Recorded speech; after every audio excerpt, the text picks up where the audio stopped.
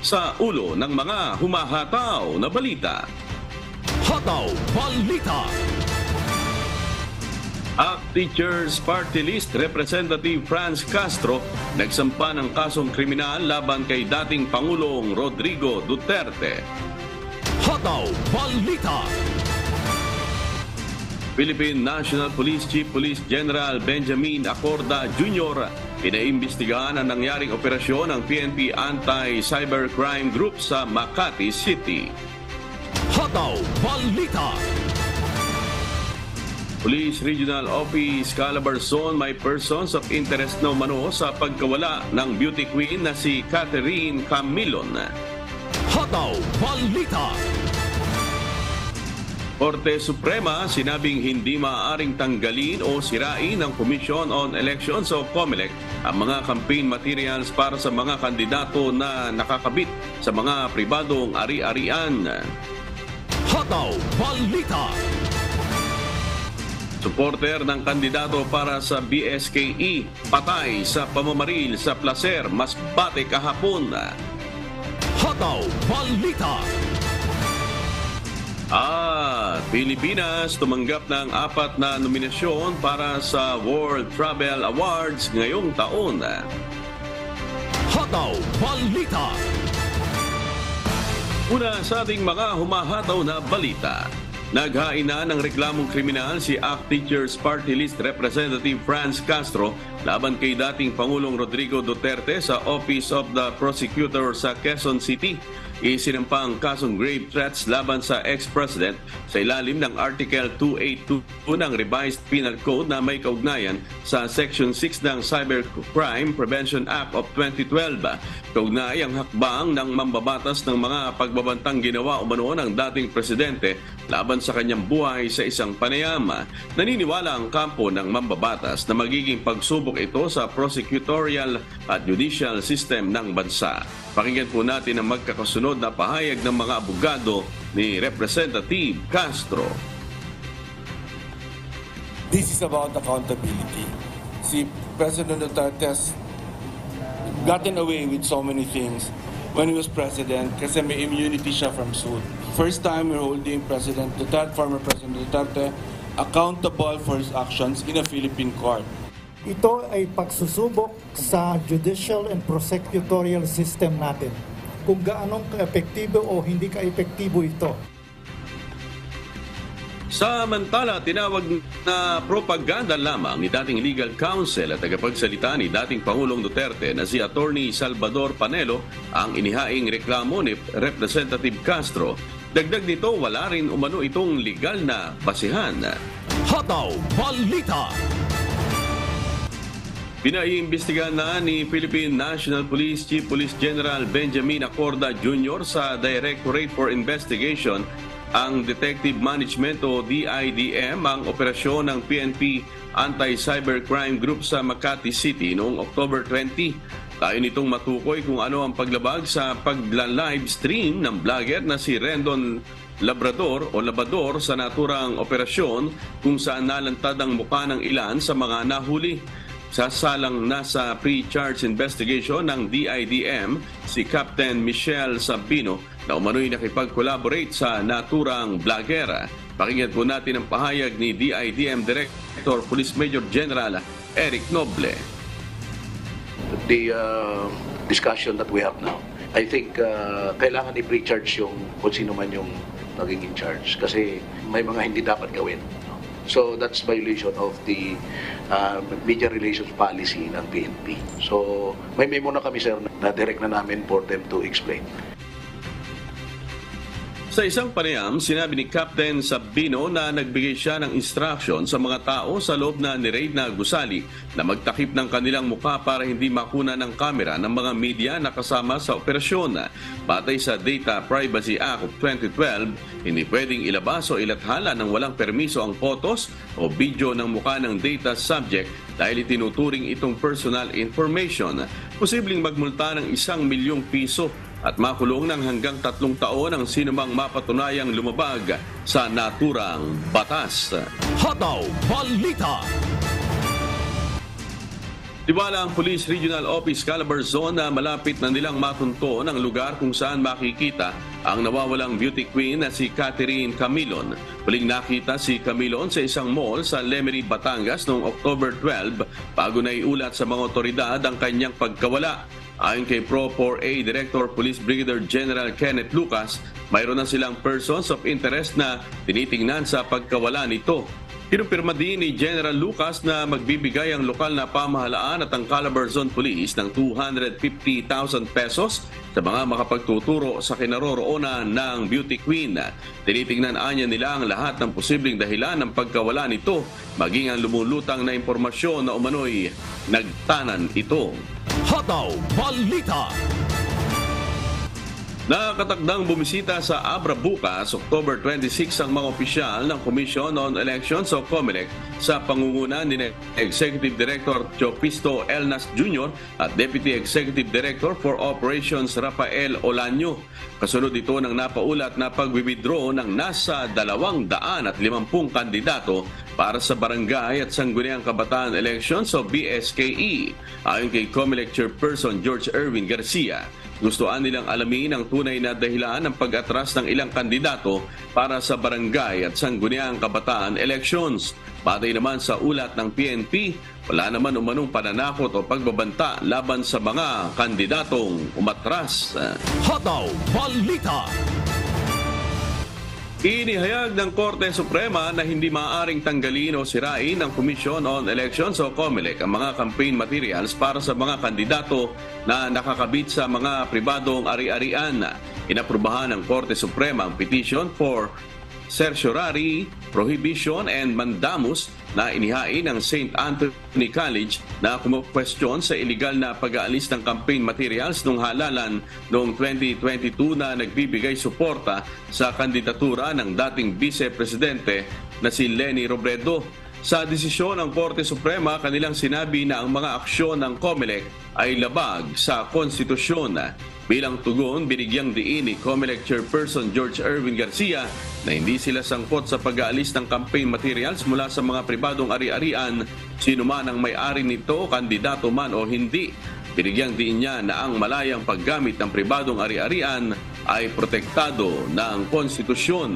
Sinabi rin ni Garcia na ang pahayag ng Supreme Court ay nagbibigay daan sa kanila na magpatuloy sa kanilang Oplan Baklas laban sa mga kandidato at mga political parties na nagpapalakas pa sa kanilang mandato. Hataw Balita. Nasa 100% na ang isinigawang paghatid ng Commission on Elections o COMELEC sa mga eleksyon paraphernalia sa iba't ibang lugar sa lalawigan ng Palawan. Si Andy Pagayona, humahataw. Hataw Balita. Naihatid na ng Komisyon on Election o COMELEC sa mga munisipyo ng Palawan ang kanilang mga election paraphernalia na gagamitin para sa barangay at sangguniang kabataan election o BSKE sa darating na Lunes, October 30. Ayon sa tagapagsalita ng Provincial COMELEC sa Palawan, nasa 100% na sila sa paghahatid ng mga election paraphernalia sa buong lalawigan. Wala naman umanong naging problema sa paghahatid ng mga kagamitan dahil siniguro ng mga otoridad na sapat ang mga magbabantay sa isinagawang delivery sa mga ito.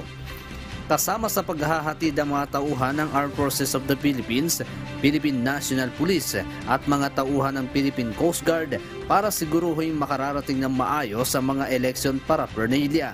Sa ngayon, siniguro na ng COMELEC Palawan na nakahanda na umano ang ahensya para sa darating na eleksyon sa lalawigan. Diyos ang aming sandigan, serbisyo publiko ang aming pinahahalagahan. Andy Pagayona, humahataw. Hataw Balita. Aabot sa 6,800 police personnel ang nakahandang i-deploy sa iba't ibang bahagi ng Caraga Region para sa nalalapit na barangay at sangguniang kabataan elections o BSKE sa October 30. Ayon sa Police Regional Office 13, malaking tulong ang mga natanggap nilang bagong kagamitan at mga armas upang mapalakas ang seguridad habang papalapit ang araw ng halalan. Dagdag pa rito, mas tututukan ng Pro-13 ang mga lugar na may banta ng komunistang grupo. Subalit, ayon sa kanilang datos, majority ng mga naturang lugar sa Caraga ay may kukonsiderang areas of no concern. Pakinggan po natin ang pahayag ni Pro-13 Regional Director Police Brigadier General Kirby John Crab. Majority po naman ang place natin is makukonsider po natin areas of no concern.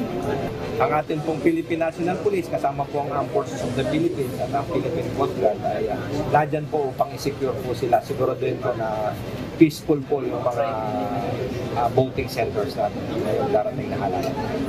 Hataw Balita.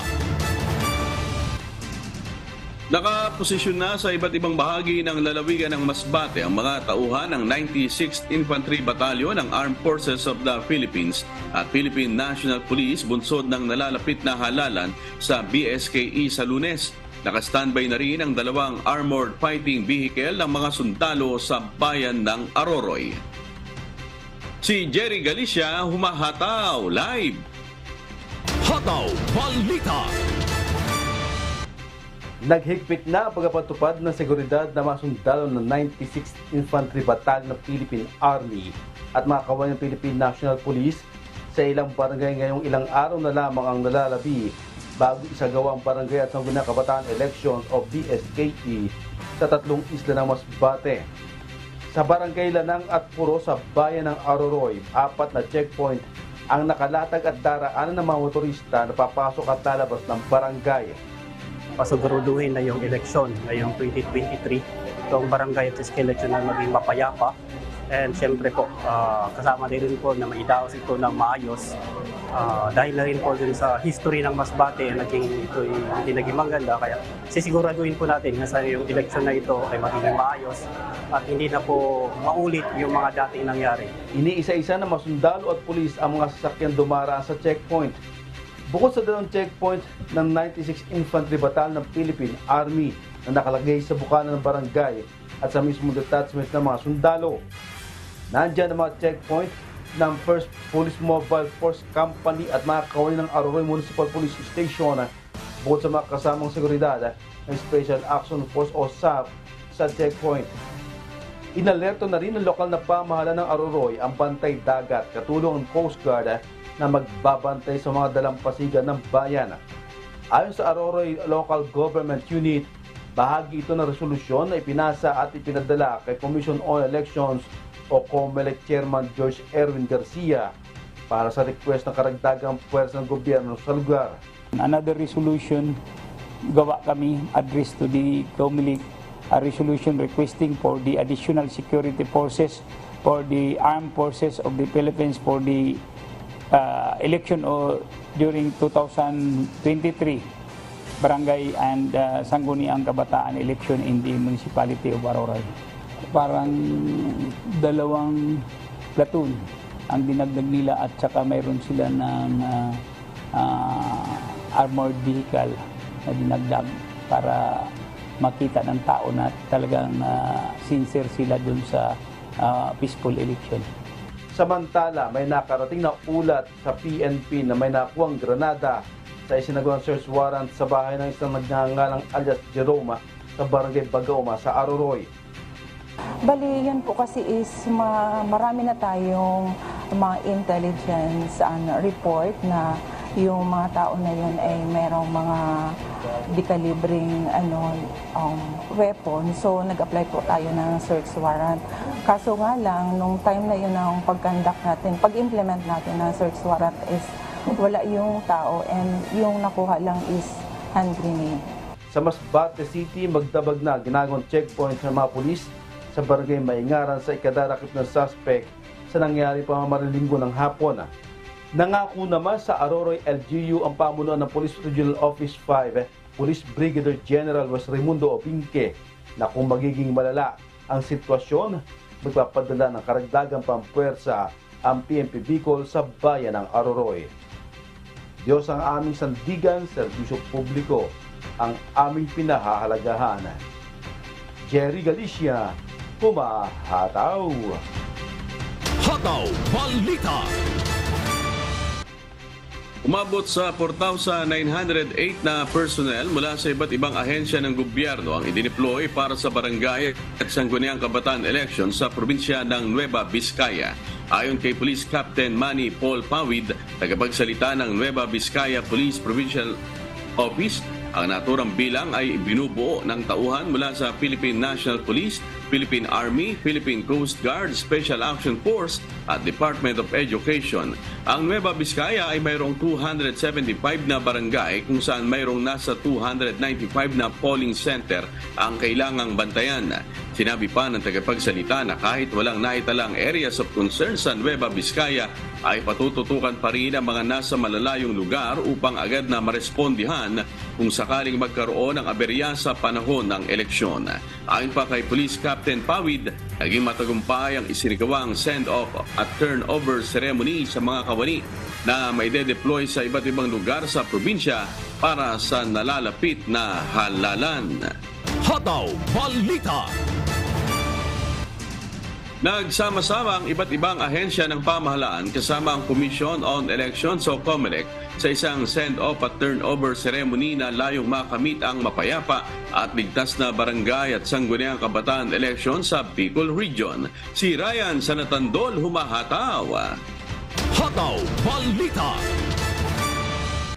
Bilang pagtitiyak sa pagkakaisa at iisang mithiin na makamit ang mapayapa at ligtas sa barangay at sangguniang kabataan elections o BSKE sa buong rehiyon ng Bicol, nagsama-sama sa isang send-off at turnover ceremony ng mga tauhan at kagamitan ang ilang mga ahensya ng pamahalaan sa pangunguna ng Commission on Elections o COMELEC. Kasama sa mga nakilahok sa aktibidad na ito ang Armed Forces of the Philippines na nagtalaga ng 5,000 personnel, Philippine Coast Guard na maglalaan ng 550 tauhan, Bureau of Fire Protection na may 2,234 personnels, Philippine National Police na may mahigit 10,000 tauhan at ang Department of Education na maglalaan ng kanilang mga teaching personnel sa rehiyon. Layon din ito na mapalakas ang pagpapanatili ng mga ipinatutupad na security measures kasama ang deployment ng maximum na bilang at mamanage ng maigi ang mga personnels na maitalaga sa bawat lugar. Samantala, tiniyak naman ang paglalagay ng mga checkpoints at pagkakaroon ng essential police operations sa bawat lugar sa Bicol Region. Diyos ang aming sandigan, serbisyo publiko ang aming pinahahalagahan. Ryan Sanatandol, humahataw!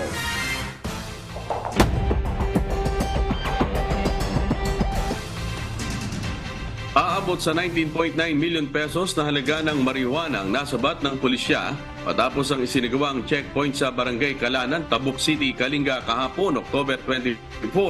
Ayon kay Police Captain Rup Manganip, Information Officer ng Kalinga Police Provincial Office, nakatanggap ng tawag ang Tabuk City Police Station mula sa PNP Lubwagan tungkol sa isang van na tumakas sa kanilang checkpoint sa Barangay Dinakan, Lubwagan at patungo sa kanilang area of responsibility. Kaya naglatag sila ng checkpoint sa nasabing lugar. Dumating sa triangular checkpoint ang isang Toyota Hi-Ace van na mabilis ang patakbo at nasabat ito ng pulisya.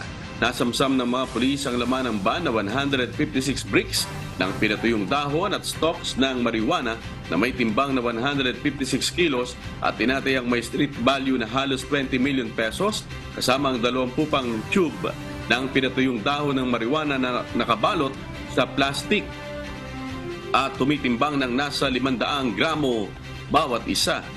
Hataw Balita.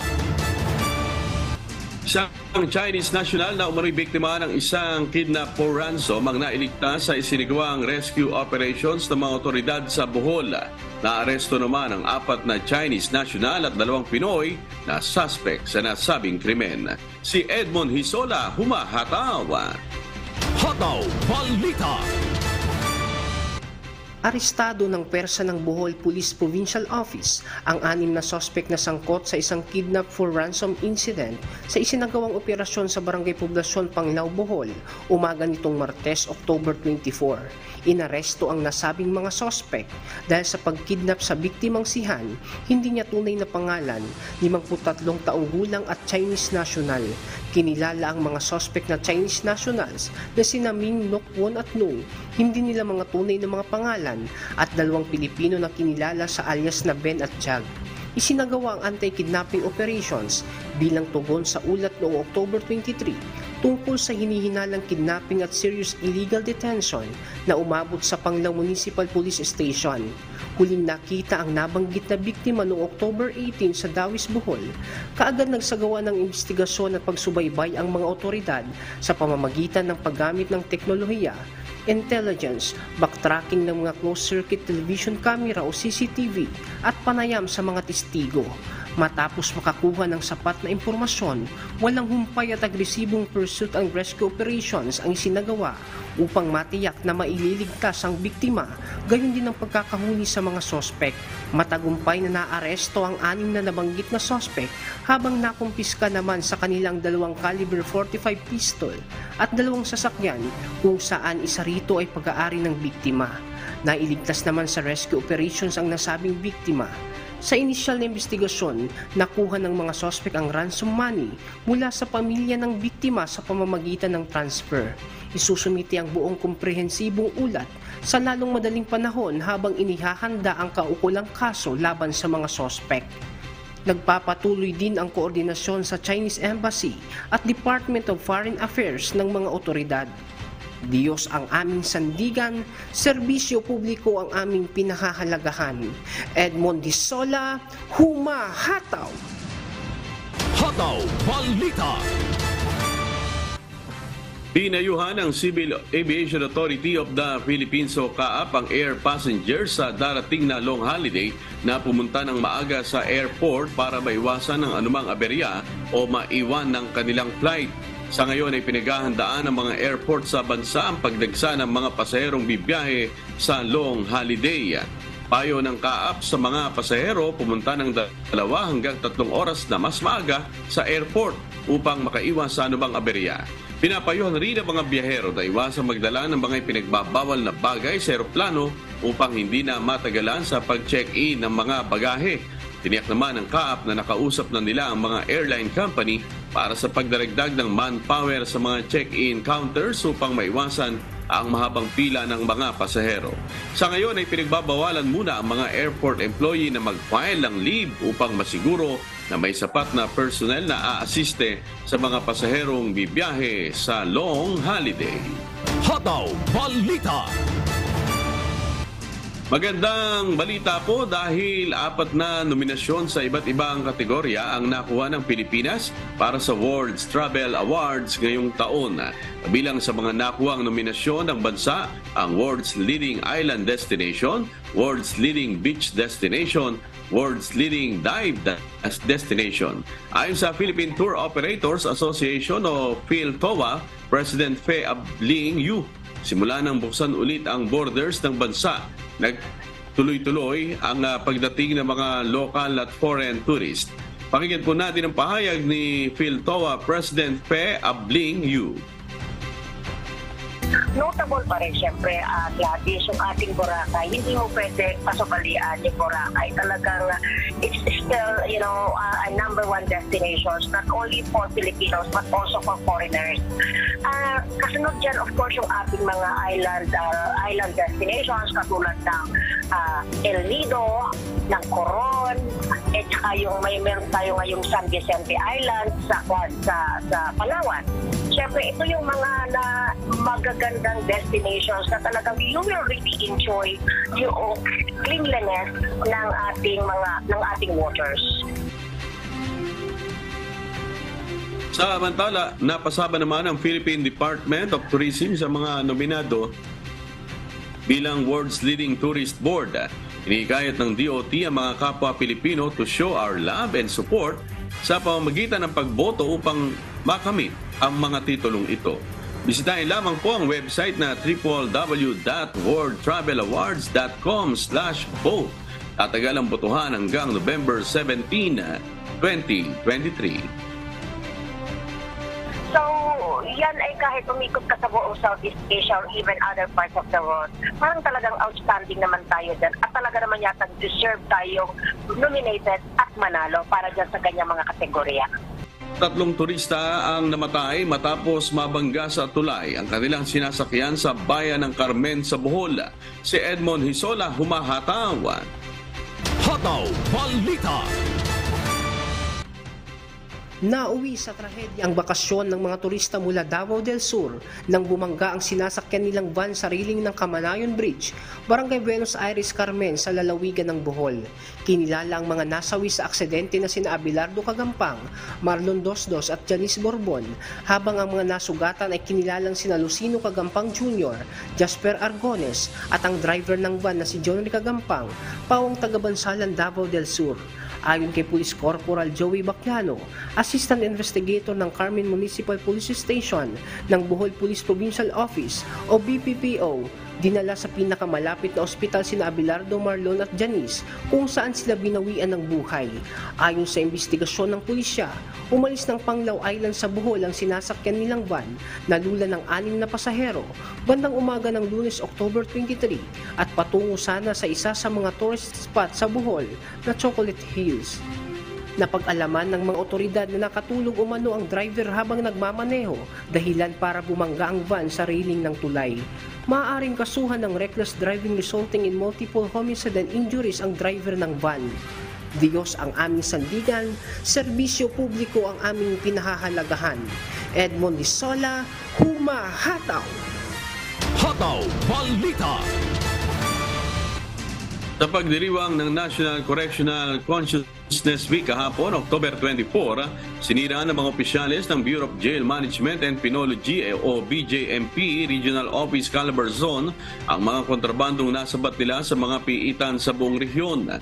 Pinaunahan ng nasabing gawain ni BJMP 4A Regional Director Jail Chief Superintendent Hilbert Flora. Mabot sa 137 mobile phones, 100 SIM card, 2 memory card at 309 na pakete ng sigarilyo ang nakumpiska sa lahat ng piitan sa buong rehiyon mula noong taong 2019 hanggang taong 2022. Pagsuporta sa akbang ng ahensya naman ang panawagan ni Regional Director Flor mula sa pamilya ng mga persons deprived of liberty at sa mga bumibisita sa mga bilangguan upang labanan at mapigilan ang pagpasok ng mga ilegal na kontrabando sa mga piitan para matiyak ang kaayusan at kaligtasan ng mga PDL. Hataw Balita. Aabot sa mahigit 800 pamilya sa bayan ng Paraceli sa Mountain Province ang nabigyan ng family food packs mula sa Department of Social Welfare and Development Office o DSWD Cordillera Administrative Region. Ang mga pamilyang ito ay pawang mga naapektuhan ng chikungunya outbreak sa mga nakalipas na buwan. Ayon sa kagawaran, ang mga family food pack na ipinamahagi ay karagdagang tulong na ipinagkaloob ng lokal na pamahalaan sa mga tinamaan ng nasabing sakit. Nakatakda namang mahatira ng tulong ang 1,980 pamilya sa ilan pang mga barangay sa bayan, kabilang na ang barangay Anonat, Palitud at Poblasyon ngayong linggo. Hataw Balita. Formal nang binuksan kahapon ng Department of Trade and Industry sa Camarines Norte ang mamimiling maalam website kasabay ng pagdiriwang ng Consumer Welfare Month. Si Brian Baldarahe humahataw. Hataw Balita. Kaugnay ng selebrasyon ng Consumer Welfare Month ngayong buwan ng Oktubre, formal nang binuksan ng Department of Trade and Industry ang mamimiling maalam website sa probinsya ng Camarines Norte kahapon October 24. Sa nasabing website, dito ipinaalam ang karapatan at responsibilidad ng bawat consumer. Pwede na rin makapag-avail ang mga consumer ng mga serbisyo ng Accredited Service Repair Enterprises sa probinsya gaya ng electronics at automotive repair shop gamit ang naturang website. Sa pamamagitan din nito, may pararating ng mga consumer ang kanilang mga reklamo kaugnay sa mga hindi tamang transaksyon na naranasan sa isang business establishment. Unang-una po, hindi nyo na kailangang pumunta sa DTI. Ano po, para magtanong, magreklamo, pwede nyo nang gawin sa sarili ninyong cellphone. So, hindi na kayo mamamasahe. But aside from that, meron din pala tayong mga negosyo centers sa iba't ibang munisipyo. In case hindi po, may iba kasi na hindi sila marunong gumamit mag-adapt sa technology. So pwede po kayo magpaturo sa aming mga business counselors na nasa negosyo centers para mas ma-maximize natin yung gamit po ng website. Para naman sa mga business owner, pwede rin magamit ang naturang website sa pag-a-apply at pagre-renew ng mga business registration na hindi na kailangan pumunta pa sa opisina ng DTI. Ikinatuwa ng grupo ng mga consumer group ang hakbang na ito na isinagawa ng DTI.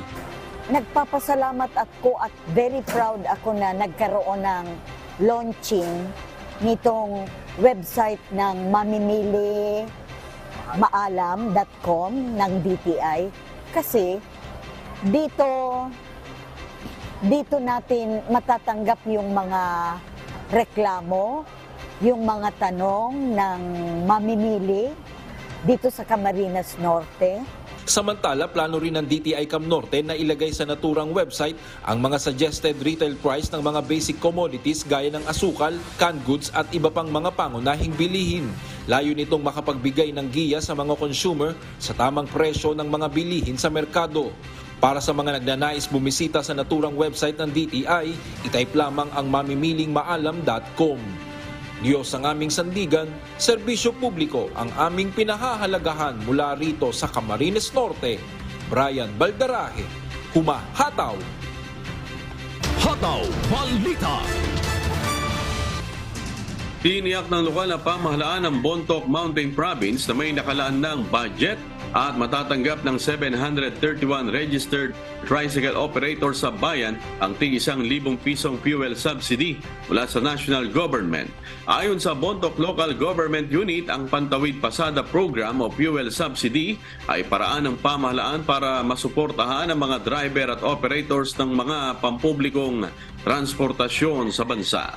Matatanggap ng mga driver at operator ang kanilang fuel subsidy sa kani-kanyang o GCash account sa pamamagitan ng Land Bank over-the-counter transaction. Hataw Balita. Umabot sa 378 mag-aaral sa Lagawe, Ifugao ang naging benepisyaryo ng isinagawang Educational and Food Assistance Payout. Isinagawa ang naturang aktibidad sa ilalim ng Assistance to Individuals in Crisis Situation na programa ng Department of Social Welfare and Development o DSWD. 5,000 pisong natanggap na financial assistance ng bawat isang estudyante na pawang mga high school at college student sa munisipalidad. Ang pondo sa programa ay mula sa Office of the District Representative na laan para sa pangunahing pangangailangan at gastos sa paaralan ng mga estudyante.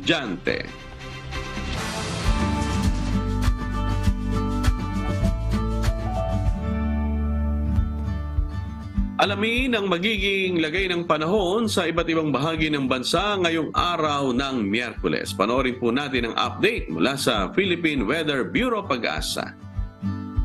Sa ating latest satellite images, makikita ho natin na patuloy ang pag-iral ng shear line at ito ho magdadala ng mga pag-ulan partikular na dito sa may silangang bahagi ho ng Northern and Central Luzon. Kaya posibleng medyo malaki pa rin yung tsansa ng mga pag-ulan dito sa may bahagi ng Aurora, Isabela, Cagayan at gayon din sa may Northern Quezon.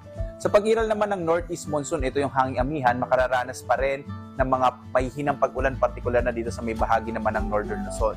Samantala, mapapansin ho natin, merong mga kaulapan tayong namamataan dito sa may silangang bahagi ho sa labas ng Philippine Area of Responsibility.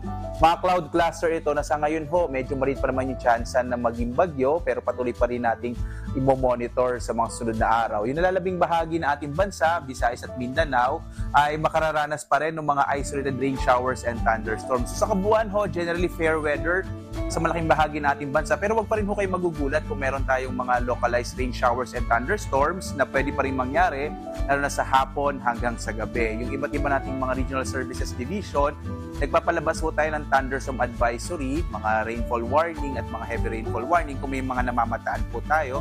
Kaya lagi pa rin tayo mag-update sa Pag-asa. So ngayon ho, posible lalong-lalo na sa mga uuwi ngayong long weekend. Sa ngayon, medyo maliit pa yung chance na magkaroon tayo ng bagyo sa pagdating ho ng weekend.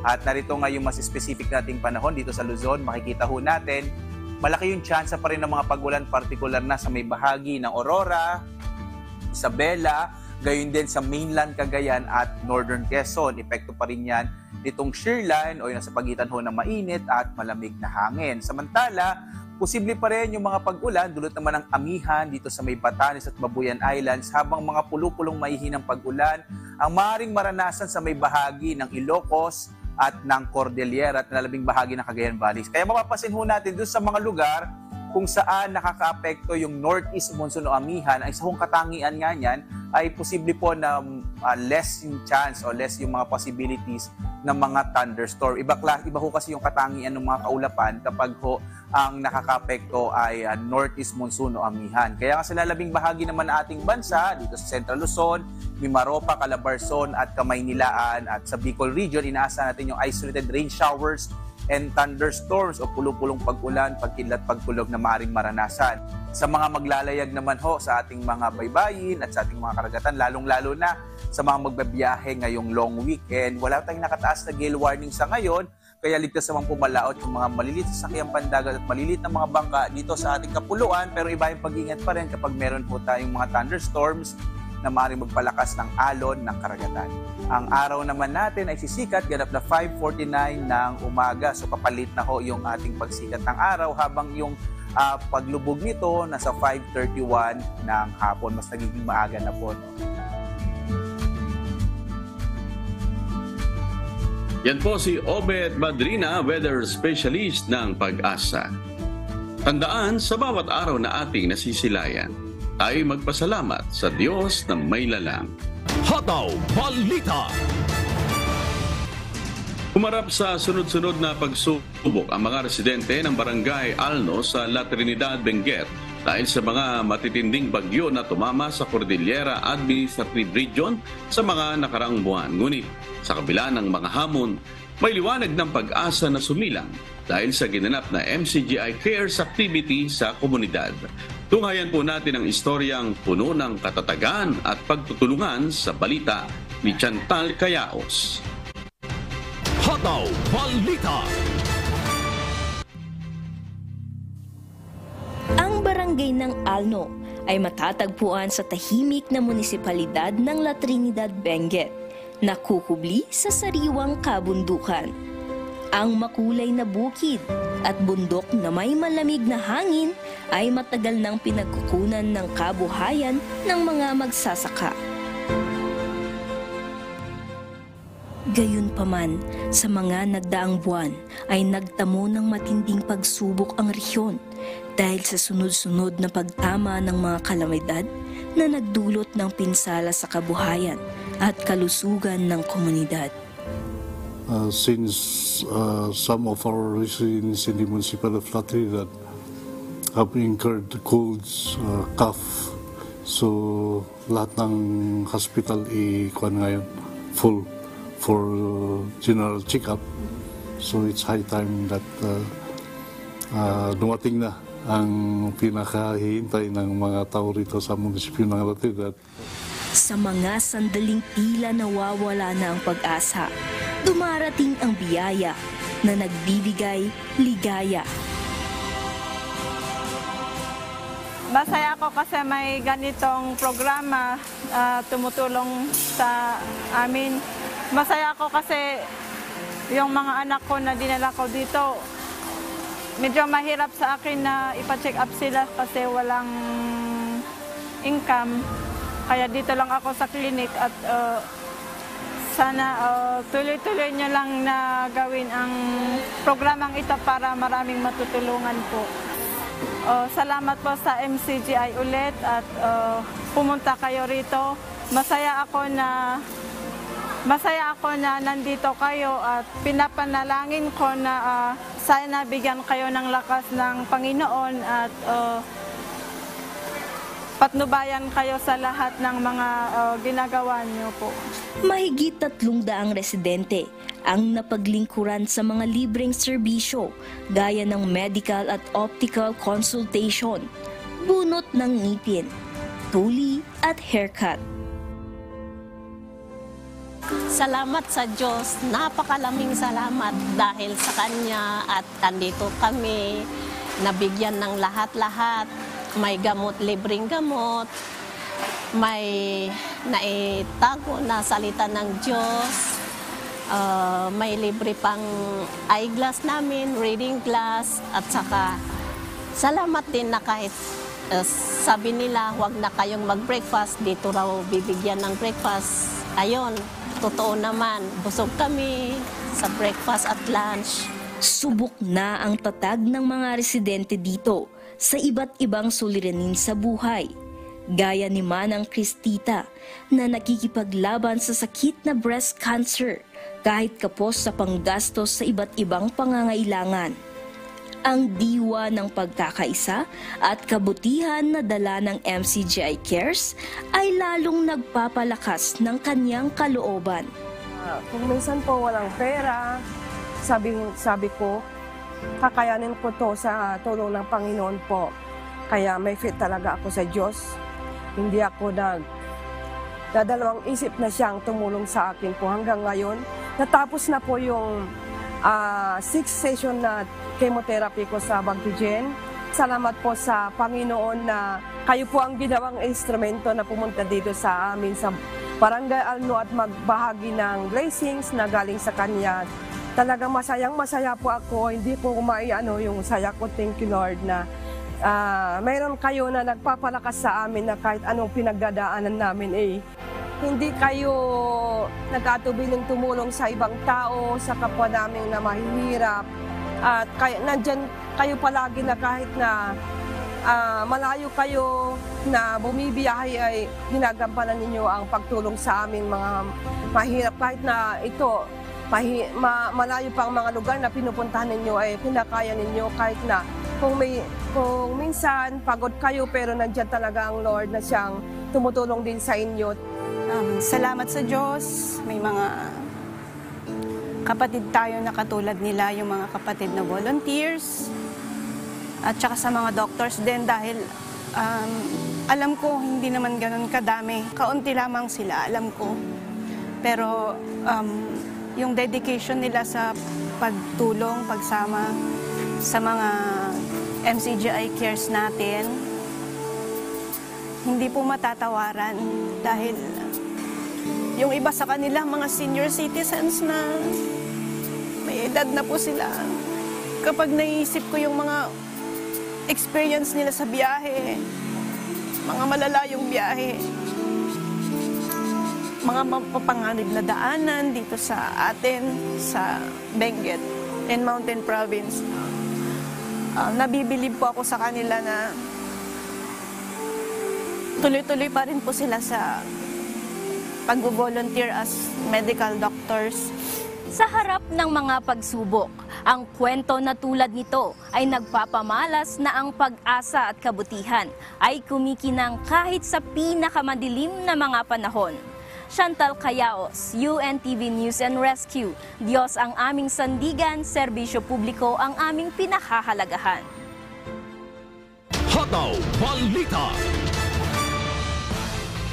Ayan, salamat sa Diyos. At sa atin namang shout out, yung mga nakatutok po sa atin sa Facebook, ang ilan dyan sila Anelma Zamora, Dance Olivar, Rodrigo Oloteo Inocencio. At sa YouTube naman, si Moba Nagers, Giselle Perater, Ron Cunanan, Raquel Manansala. At happy birthday po kay Ronald Tabian at maging sa mga tumutok po sa atin sa buong Pilipinas at sa iba't ibang panig ng mundo, ganun din sa mga tagapakinig ng Hataw Balita Pilipinas sa Radyo La Verdad 1350. At day 13 na po sa nagpapatuloy na mass indoctrination ng MCGI mamayang alas 7 pong muli ng gabi Philippine Standard Time sa official MCGI social media accounts, kabilang po ang MCGI channel, ang official YouTube channel ng Members Church of God International. Patuloy rin po namin kayong inaanyayahan na makiisa sa Global Prayer for Humanity tuwing Lunes hanggang Biyernes alas 9:30 ng gabi. Ito po yung nakastream ng live sa lahat ng MCGI social media accounts. Ang Global Prayer for Humanity ay bukas po sa lahat, anuman ang inyong relihiyon o lahi. At sa aming ibabahaging mga salita ng Diyos na ating sandigan, mula sa Juan Kapitulo 6, talatang 27. Magsigawa kayo hindi dahil sa pagkaing napapanis, kundi dahil sa pagkaing tumatagal sa buhay na walang hanggan na ibibigay sa inyo ng anak ng tao sapagkat siyang tinataka ng Ama sa makatwid bagay ang Diyos.